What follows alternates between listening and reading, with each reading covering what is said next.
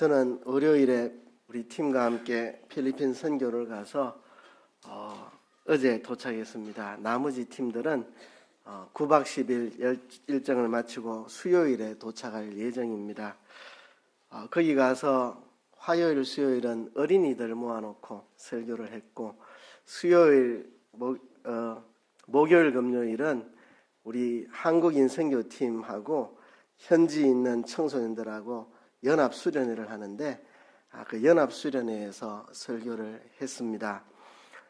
우리 한국인 팀 한 20명, 그리고 현지 청년, 청소년 한 150명 이렇게 모였는데요. 그때 이틀 동안 저녁 집회했던 설교를 오늘 오전 오후에 여러분들에게 다시 한번 전하려고 합니다. 회중이 한국인도 있고 필리핀인도 있고 해서 시각 자료를 한국어와 영어 섞어서 만들었습니다. 영어가 나오는 이유를 여러분 이해를 하시기를 바랍니다. 여러분들은 다 연세가 있으셔서 젊은 날, 어느 날 누군가에게 사랑 고백을 하고 또 사랑 고백을 받아보신 날이 있겠죠. 저도 역시 30년 전에 제 아내에게 결혼하자고 프로포즈를 하고 아내가 기쁨으로 받아들인 그 설레는 날이 있었습니다.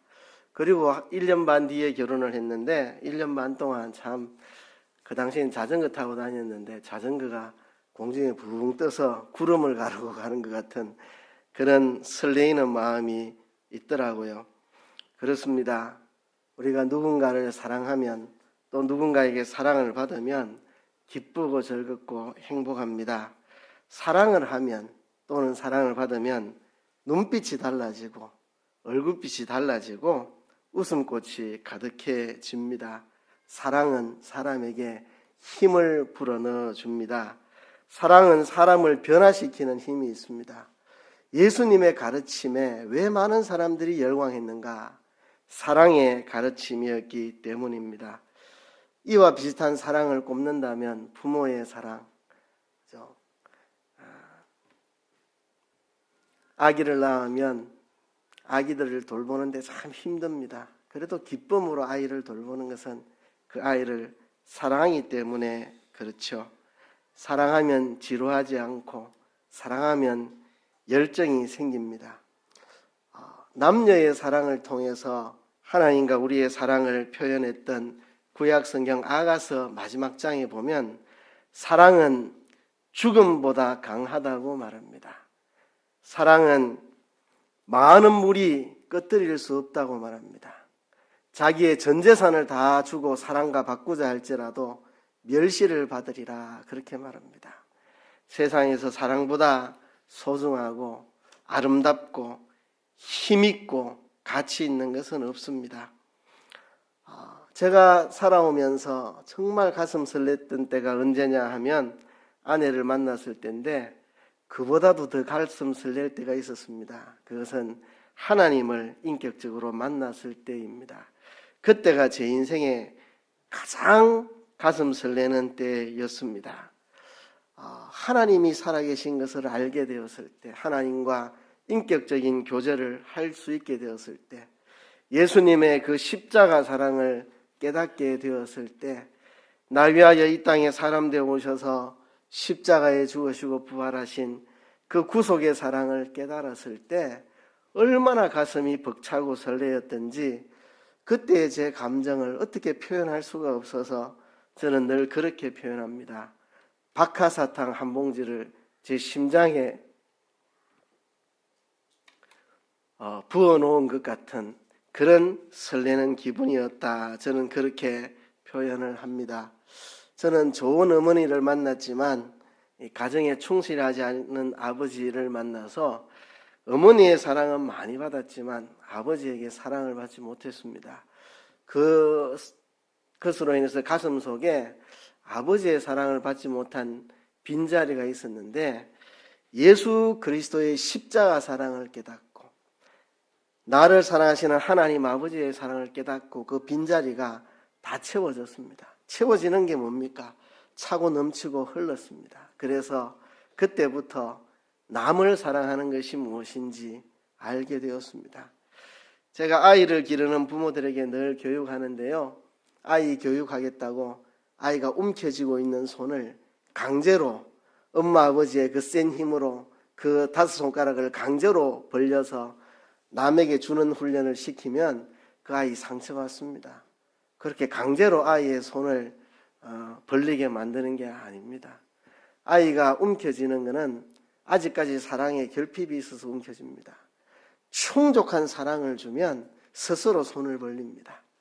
내가 너무나도 충분한 사랑을 받았다는 느낌을 아이가 가지면 그때 비로소 움켜진 손을 벌리고 이거 엄마 먹어, 이거 아빠 먹어, 친구야 이거 너 줄게, 아이들이 비로소 그래 할 수 있습니다. 그래서 강제로 움켜진 손을 벌리게 만들지 말고 부모가 아이에게 사랑을 끊임없이 주어서 그 사랑이 다 채워져서 이제는 넘쳐 흘러서 그 손을 펴고 남에게 줄 수 있도록 그렇게 교육을 해야 된다고 제가 아기 엄마들에게 많이 가르치곤 했습니다. 저도 하나님의 사랑이 폭포수처럼 제 가슴 속에 가득 차고 넘칠 때야 비로소 이제 손을 펴고 나눠주면서 이웃을 사랑하는 법을 그제서야 배우게 되었습니다. 오늘 우리는 말라기 선지자를 통해서 하나님의 놀라운 사랑 고백을 듣게 됩니다. 창조주 하나님께서 피조물인 우리 인간들을 향해 위대한 사랑 고백을 하는 내용이 오늘 본문의 내용입니다. 오늘 본문 1절에 보면 경고라는 말이 나옵니다. 여호와께서 말라기로 이스라엘에게 말씀하신 경고라. 경고라는 말은 정말 중요한 말씀이다. 우리의 생사가 달린, 우리의 죽고 사는 문제가 달린 중요한 말씀을 너희에게 전하니 엄중하게 이 말씀을 들으라는 내용입니다. 그리고 첫 마디가 뭐냐 하면 2절에 여호와께서 가라사대 내가 너희를 사랑하였노라 하는 말씀입니다. 구약 성경의 마지막 성경인 말라기서, 구약 역사의 마지막 역사인 말라기, 이 역사의 끝에서 만난 하나님은 우리에게 내가 너희를 사랑하였노라고 고백하고 있습니다. 참으로 놀라운 이야기입니다. 구약 역사를 다 종결하고 끝내면서 마지막으로 하시는 말씀, 내가 너희를 사랑하였노라 하는 것입니다. 얼마나 전율이 느껴집니까?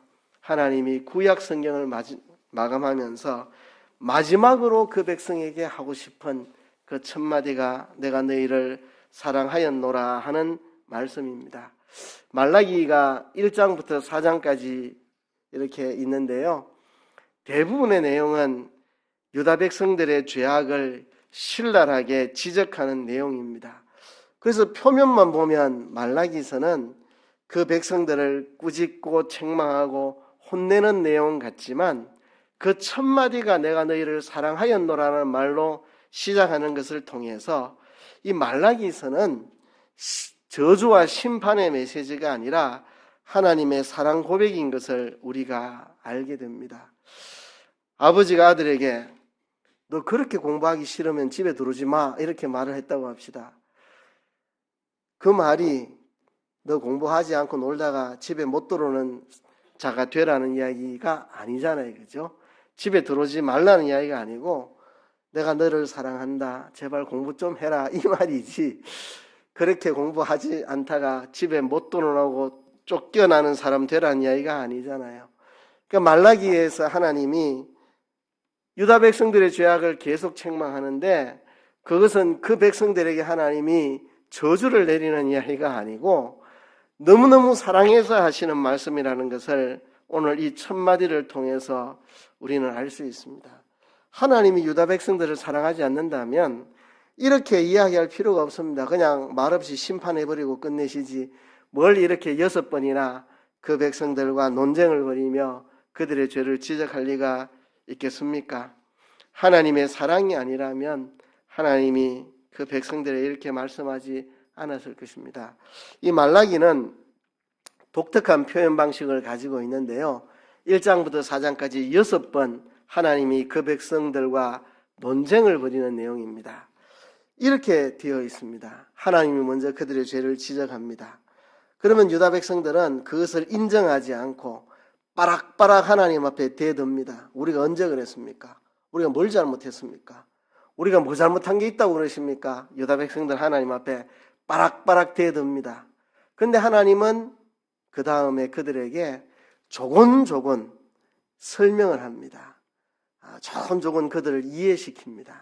이게 하나님의 사랑입니다. 하나님의 사랑이 아니면 그냥 너희를 저주하노라 하고 끝낼 텐데 그들의 죄를 지적하고 받아들이지 않고 빠락빠락 대드는 유다 백성들에게 조곤조곤 하나하나 이해를 시키는 하나님, 그 백성들을 사랑하시는 하나님입니다. 그래서 구약 역사의 끝자락에서 만나는 하나님은 사랑의 하나님입니다. 사랑 고백으로 시작을 합니다. 이 하나님의 사랑 고백을 세 가지 시점에서 생각해 볼 수 있습니다. 첫째는 과거를 돌아보면서 하시는 사랑 고백이고, 두 번째는 앞으로 시작될 400년 침묵기를 염두에 두고 하시는 사랑 고백이고, 미래적으로는 앞으로 일어날 새 역사, 예수 그리스도가 이 땅에 오시고 십자가에 죽으시고 부활하시고 성천하셔서 우리를 구원해 주실 새 역사를 내다보면서 하시는 사랑 고백입니다. 먼저 첫 번째, 과거의 역사를 돌아보면서 하시는 사랑 고백입니다. 구약시대 수천 년의 그 역사가 하나님의 사랑의 역사였다는 것을 고백합니다. 마치 이런 느낌. 영화에 보면 누군가를 해외 유학을 보내면서 고백을 합니다. 사실 내가 당신을 사랑하고 있었다고, 이렇게, 그죠?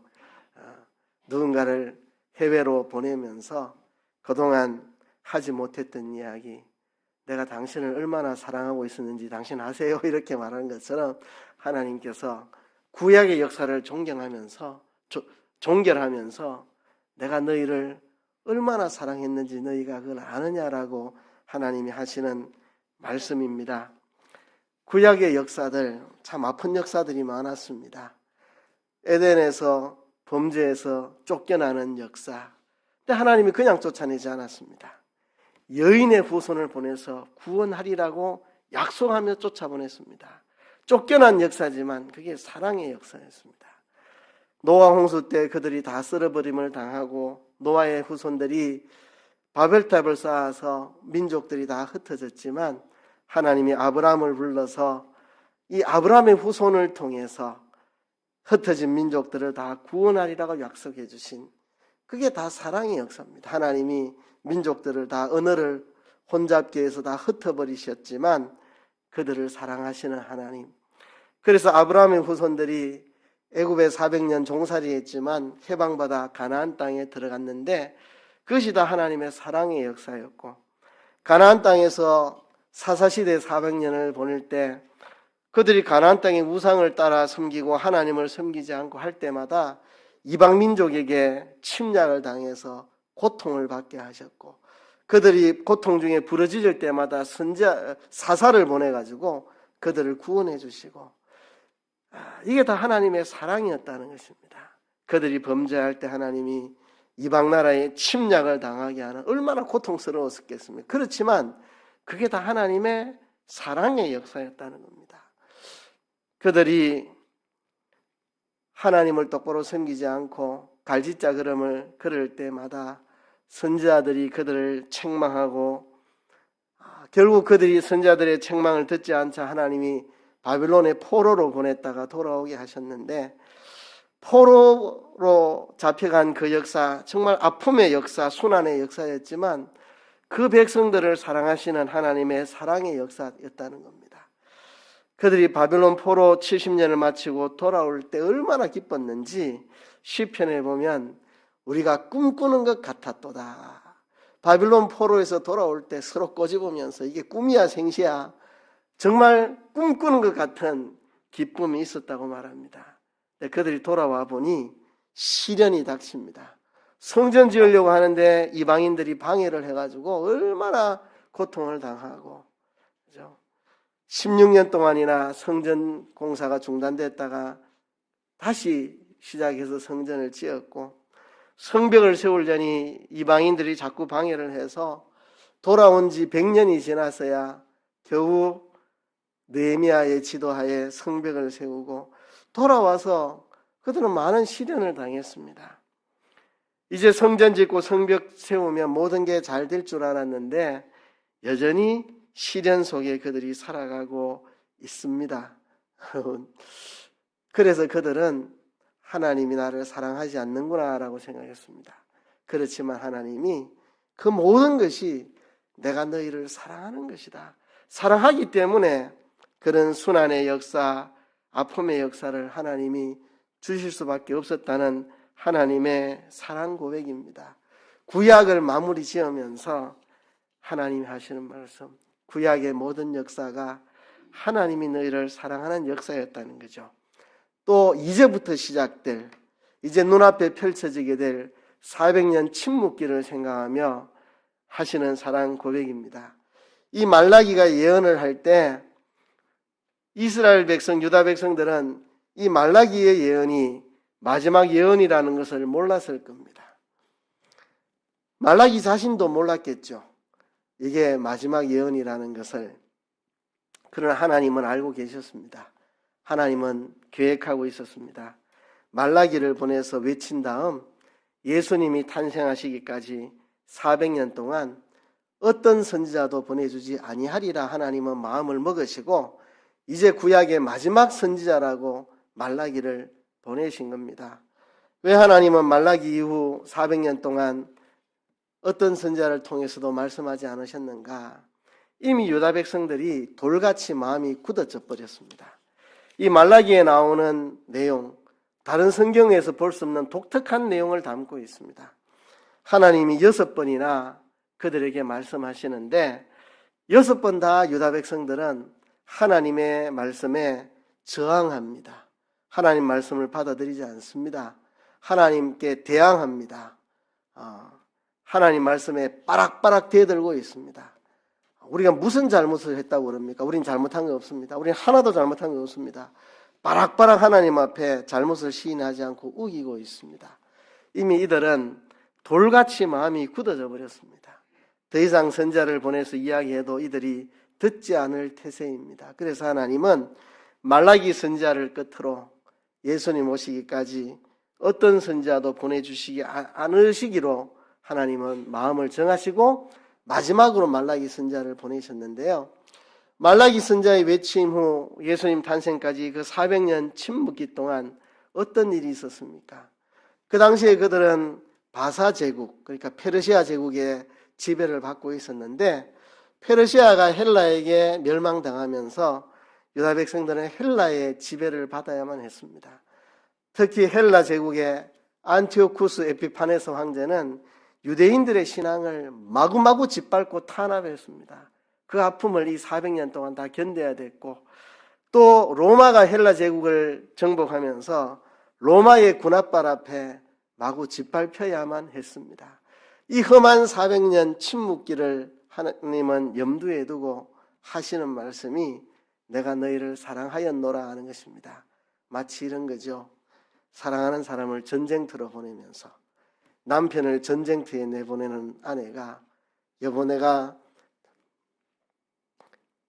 당신을 사랑한다는 것을 잊지 마라 이렇게 그죠. 그러면 그 남편은 전쟁터에 나가서 총알이 비팔치는 그 현장에서 아내의 그 사랑한다는 고백을 붙잡고 그 아내의 사진 하나 보면서 참아내며 전쟁을 참여하는 거죠. 마치 그런 느낌. 이제 말라기의 예언 이후 400년 동안 침묵기가 있는데 선지자의 말도 없이 그들은 그 험한 400년을 보내야 되는데 그것을 견딜 수 있는 힘을 주기 위해서 400년 그 침묵기를 그들이 묵묵히 견뎌내게 하게 하려고 내가 너희를 사랑하였노라고 고백하는 겁니다. 이들이 그 하나님의 사랑을 붙잡지 못하면 400년 침묵기를 견뎌내지 못합니다. 그래서 400년 침묵기를 시작하면서 하나님이 사랑 고백을 하시는 겁니다. 세 번째는 하나님이 새 역사를 내다보면서 이 말라기 3장 4장 끝부분에 보면 언약의 사자를 보내주겠다. 의로운 태양이 떠오르게 하겠다. 내가 엘리야를 보내겠다.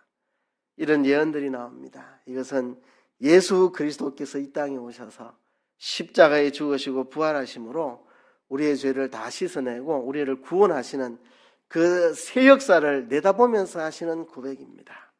너희들이 지금 고통당하고 어려움당하고 있지만 기다려라. 때가 되면 내가 예수 그리스도를 이 땅에 보내어 십자가에 죽으심으로 우리의 죄를 씻어 구원하는 새 역사가 이루어질 것이다. 그것을 내다보면서 하나님은 그 백성들에게 내가 너희를 사랑하였노라고 사랑의 고백을 하시는 것입니다. 여러분, 우리가 하나님의 사랑을 붙들어야 합니다. 우리가 지나온 과거 역사를 돌아보면서 이것이 하나님의 사랑이었음을 깨달았으면 좋겠습니다. 저도 살아온 과거를 돌아보면 험한 일도 많았습니다.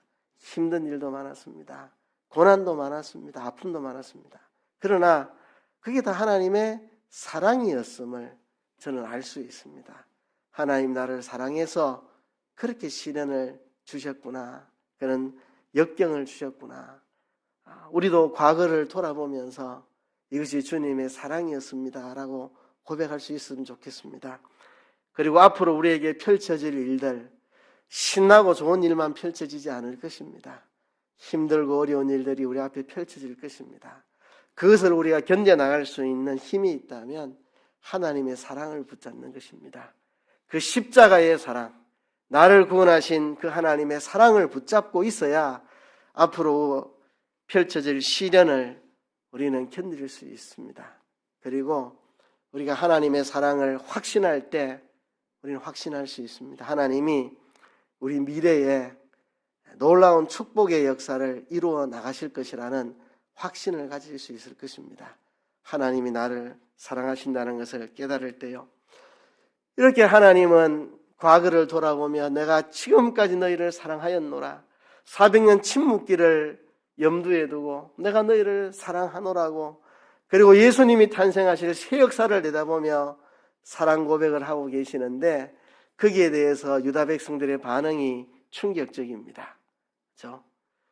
너희는 이러기를 주께서 어떻게 우리를 사랑하셨나이까 하는도다. 유다 백성들은 주께서 어떻게 우리를 사랑하셨습니까? 라고 빠락빠락 대듭니다. 우리말로 바꾸면 주님이 우리 사랑한 게 뭐가 있는데요? 우리가 주님께 사랑받은 게 뭐가 있는데요? 하나님이 우리를 사랑해 주신 게 뭐가 있는데요? 하나님의 사랑이 도대체 어디 있어? 하나님이 사랑이시라면 내게 이러실 수 있어? 하나님이 뭘 나를 사랑했단 말이야? 이런 말을 한다는 거죠. 여러분, 유다 백성들이 진짜 하늘을 향하여 주먹을 쥐고 당신이 내게 사랑해 준 게 뭐가 있습니까? 라고 소리 질렀겠습니까? 천국 가서 하나님께 물어봐야 되겠지만 저는 그렇지 않다고 생각합니다. 여러분들 중에 하나님을 향하여 하늘을 향해 주먹쥐고 당신이 내 사랑해 준 게 뭐가 있습니까? 라고 용기 있게 소리 지를 사람 없으리라 생각합니다. 그렇죠? 그렇다면 이 당시의 유다 백성들도 마찬가지였을 겁니다. 하나님 앞에 주먹쥐고 어떻게 우리를 사랑했습니까? 라고 말하지 않았으리라고 저는 생각합니다. 우리는 예배 때마다 모여서 주님 사랑해요, 주님 사랑해요 찬양 부릅니다. 그런데 입술로는 그렇게 고백하지만 마음속 깊이 어딘가에는 하나님이 내 사랑해 준 게 뭐가 있어? 내가 하나님께 사랑받은 게 뭐가 있다고? 이런 마음이 은연중에 속에 있다는 겁니다. 하나님이 그를 읽으셨다고 봅니다. 이들도 마찬가지라고 생각합니다. 이 사람들이 우리보다 못한 사람이 아닙니다. 바벨론의 포로로 끌려갔다가 이제 나라가 바사제국으로 바뀌고 바사제국 때 그들이 돌아왔습니다. 이들은 믿음의 용사들입니다. 그들이 70년 동안 바벨론의 포로 잡혀가 살았는데 삶의 기반이 다 형성되어 있는데 그거를 다 버리고 잿더미가 된 예루살렘으로 성전지로 돌아온 사람들, 믿음의 용사들입니다. 그리고 그들의 후손들입니다. 믿음의 용사들과 그들의 믿음의 후손들입니다. 이들이 우리보다 못하지 않았으라고 봅니다. 여러분들이 주일을 지키듯 그들은 안식일을 지켰고, 우리가 예배를 드리듯 그들도 하나님께 제사를 드렸고, 우리가 하나님 사랑합니다 고백하듯이 그들도 하나님 사랑 고백했을 겁니다. 그러나 마음속 깊이, 그들 마음속 깊이 주께서 어떻게 우리를 사랑하셨습니까? 사랑하는 게 고작 이겁니까? 주님이 나를 사랑하는 게 고작 이겁니까? 경제적으로 내가 이래 어려운데, 육신적으로 내가 이렇게 고달픈데, 내가 이런 어려운 시련을 겪고 있는데 하나님 도대체 나를 사랑해 준 게 뭐가 있습니까? 겉으로 말하지 않아도 마음속에 그런 것들이 그들 속에 있었으리라고 봅니다. 그래서 하나님이 그들의 그 내면 세계를 꿰뚫어 보시고 너희는 이러기를 주께서 어떻게 우리를 사랑하셨나이까 라고 그들이 말한다고 하나님이 말씀하시는 겁니다. 지금 이들의 문제는 하나님의 사랑에 대한 무감각입니다. 지금 말라기에 나오는 여러 가지 죄악들은 하나님의 사랑을 그들이 잃어버렸기 때문에 나타나는 현상들에 불과합니다. 지금 말라기 1장 후반부부터 4장까지 나오는 이들의 죄악상은 하나님의 사랑을 잃어버린 사람들이 자연스럽게 살아가는 삶의 모습입니다.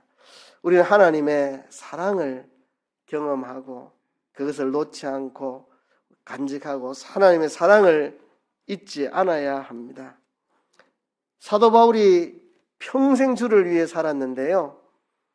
무엇 때문에 그렇게 헌신적으로 살았습니까? 바울은 고백합니다. 주의 사랑이 나를 강권하시는도다. 주의 사랑이 나를 강권하시는도다. 주의 사랑 때문에 그가 그렇게 살았습니다. 예수님께서 베드로에게 양떼를 맡기실 때 네가 나를 사랑하느냐 3번 물으셨습니다.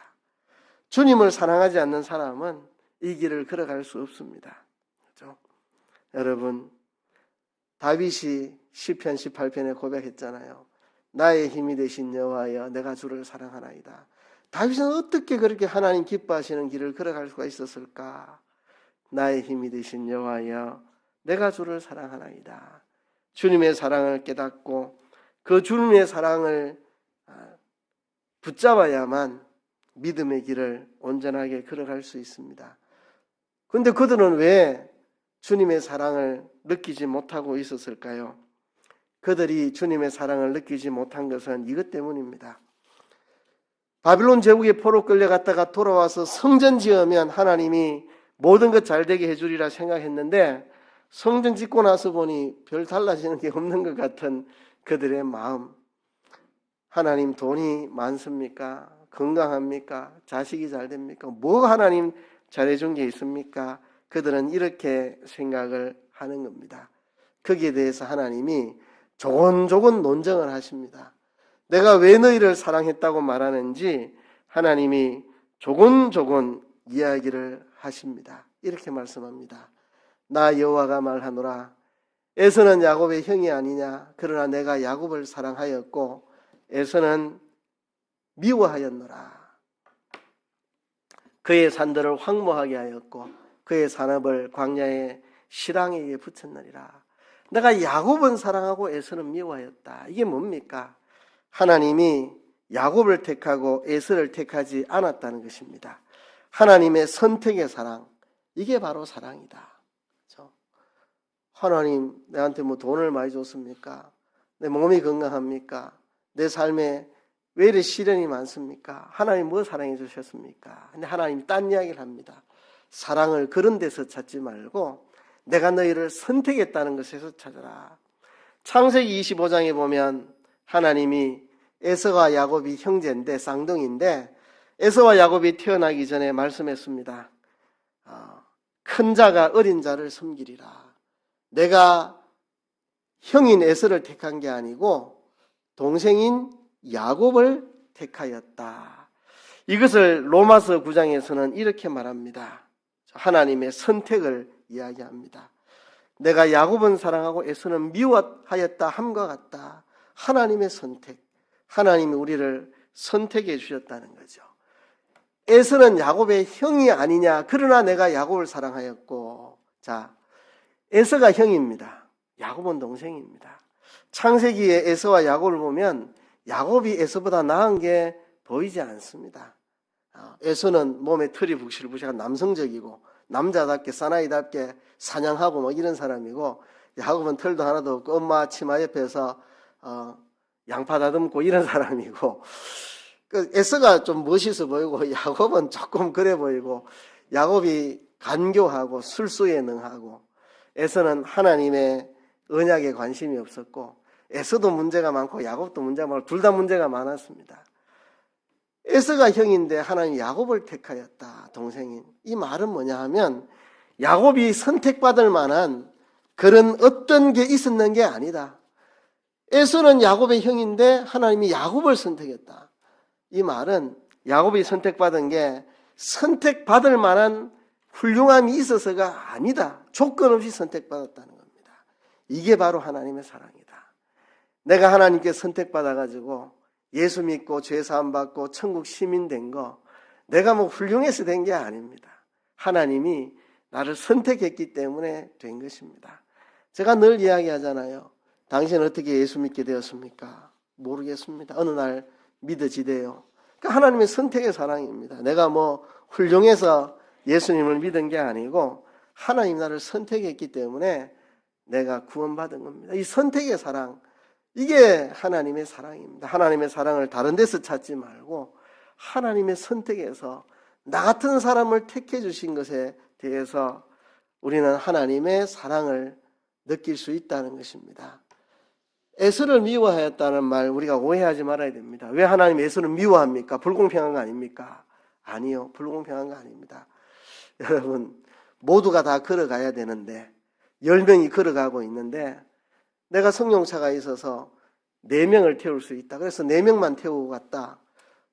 못한 6명이 원망할 수 없잖아요. 자기는 걸어가야 돼서 걸어간 건데 4명을 태워야 되는데 4명이 선택되지 않았다고 원망할 수 없습니다.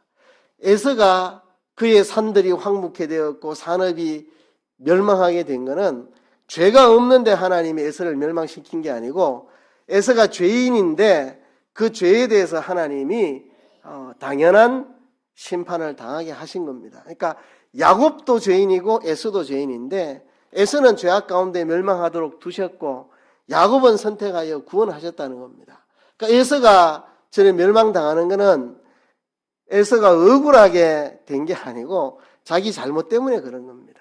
다만 하나님이 야곱에게는 은총을 베풀어서 야곱도 여전히 죄인이지만 야곱을 택하여 구원하시는 것이 하나님의 사랑이죠. 세상 모든 사람이 다 죄를 지었고 다 멸망해야 되는데 어떤 자를 택하여 구원하신 그 하나님의 사랑, 선택의 사랑, 그게 하나님의 사랑이라는 겁니다. 그런데 여러분, 에돔은 말하기를 우리가 무너뜨림을 당하였으나 황폐된 곳을 다시 쌓으리라 하거니와. 그러니까 택함받지 못한 자들의 삶은 하나님 없는 삶입니다. 하나님의 백성들은 하나님께 징계를 받으면 주님 잘못했습니다, 회개합니다, 이래 나오는데, 하나님께 택함받지 못한 사람들은 하나님 없이 사는 사람들, 무너졌네 우리 다시 일으키자, 그러니까 하나님의 징계를 깨닫지 못하는, 우리는 다시 일으키자, 하나님 없이 사는 사람들, 회개할 줄 모르고 돌이킬 줄 모르고 하나님 없이 내 힘으로 사는 사람들, 이게 택함받지 못한 사람들입니다. 하나님이 그들은 쌓을지라도 내가 흘리라, 그러니까 하나님의 도움이 없는 삶, 내 힘으로 살고 내 능력으로 살고 실패하면 내 힘으로 다시 일어서려고 하고 하나님의 도움과 응원이 없는 삶, 이게 택함받지 못한 삶입니다. 하나님의 택함받은 자들은 하나님께 징계받으면 회개하고 돌이키고 하나님께 매달리고 하나님께 구하고, 이게 택함받은 사람들의 삶입니다. 그래서 내가 형인 에서가 아니라 동생인 야곱을 택하고 그 형은 멸망 가운데 버려두고, 근데 에서는 그렇지 않죠. 야곱은 그렇지 않죠. 야곱은 그가 잘못했을 때 하나님 매를 대십니다. 야곱은 많은 매를 맞았습니다. 평생도록 고난 중에 살았습니다. 하나님께 매 맞느라고. 하나님은 야곱을 바로 세우려고 계속해서 매를 때리고 마지막에 야곱은 훌륭한 신앙인으로 성숙한 모습으로 죽음을 당합니다. 여러분, 그게 바로 선택과 유기의 차이입니다. 택하지 않고 버려둔 사람과 하나님 택한 사람의 사이. 그래서 하나님의 사랑을 선택해서 너희들이 깨달으라고 말하는 것입니다. 말라기 1장 5절에 보면 너희는 목도하고 이르기를 여호와께서는 이스라엘 지경 밖에서 크시다 하리라. 에돔이 에서의 후손들이 멸망하는 모습을 보고 여호와께서는 이스라엘 지경 밖에서 크시다 하리라. 정작 유다 백성들은 하나님의 사랑을 잘 모르고 열방에서 하나님은 크시다고 외치는, 이거는 장차 예수 그리스도께서 오셔서 택함 받은 자들을 구원하실 때 온 세상에서 하나님의 크심을 인정하게 될 그것을 내다보면서 하시는 말씀입니다. 정작 하나님은 이방인 가운데서 크시다고 인정을 받고 그 백성들은 하나님의 사랑을 깨닫지 못하는 모순적인 상황을 이야기하는 것입니다. 이 말라기는 6가지 논정이 나오는데요. 1장, 2장에서 3가지 논정, 3장, 4장에 3가지 논정이 나오는데 1장, 2장에 나오는 3가지 논정은 하나님의 사랑에 대한 이야기입니다. 그리고 3장과 4장은 오후에 제가 설교를 하려고 합니다. 이 처음 나오는 3가지 논정, 첫 번째 논정은 내가 너희를 사랑하였노라 하는 것입니다. 두 번째 논정은 하나님의 이름을 멸시하는 제사장들에 대한 책망입니다. 하나님의 사랑을 잃어버리면 하나님의 이름을 멸시하는 제사장들처럼 된다는 겁니다. 이들이 제사를 성의 없이 드렸습니다. 눈 멀고 병들고 저는 짐승들을 하나님께 제물로 바쳤습니다. 그러니까 하나님께 예배하는 게 불성실해졌습니다. 불성실한 예배. 하나님의 사랑을 잃어버리면 불성실한 예배자가 됩니다. 교회 가기 싫고 예배 시간에 앉아있는 게 귀찮고 하나님 앞에 예배드리고 예물 드리는 게 성의 없어지고 해야 되는 겁니다. 하나님의 사랑을 잃어버리면 하나님의 이름을 멸시하는 그런 일들을 하게 된다는 것입니다. 그리고 세 번째 논정은 형제에게 괴사를 행하는 백성들, 한 하나님을 섬기는 형제들에게 거짓을 행하고 악한 일을 행하는 겁니다. 대표적인 게 아내를 내어버리고 이방인과 결혼하고 하는 그런 일들을 그들이 행했다는 거죠. 그래서 그 아내들의 눈물로 하나님이 그들의 간구를 들으시지 않는 그런 일들이 일어나게 됐다.